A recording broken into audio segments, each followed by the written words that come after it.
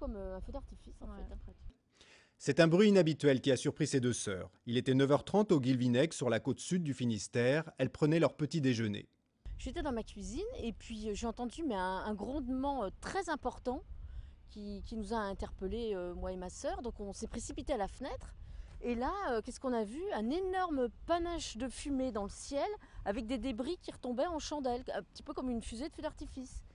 Et donc, comme il y a énormément d'avions, comme vous pouvez le voir, qui passent par ici, je me suis dit, mais est-ce que ce ne serait pas un avion qui aurait explosé? Donc on a vu des morceaux qui tombaient comme des morceaux de carlingue. Premier réflexe, Françoise a immortalisé l'instant avec son portable. À quelques kilomètres de là, à Pinmar, Irène a elle aussi vu et entendu le tir du missile. Ben non, c'était tout près, parce qu'on habite près de la chapelle et la joie, là, donc c'était tout près. Mais on les voyait bien. Ils sont tombés de ce côté-là.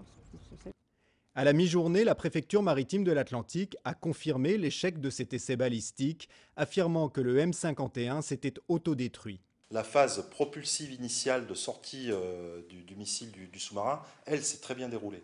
C'est juste au bout d'une minute environ de vol que le missile s'est détruit et nous travaillons à connaître les causes de cet échec.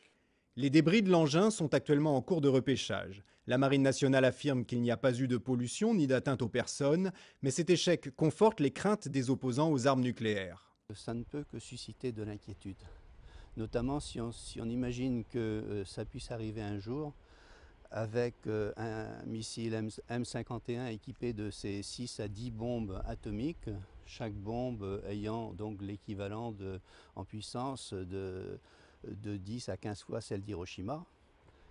On ne peut être qu'inquiet. Les militants du mouvement de la paix appellent d'ailleurs à un rassemblement demain à 15h30 au pied du phare d'Eckmühl à Pinmar pour réclamer l'application des traités de non-prolifération nucléaire.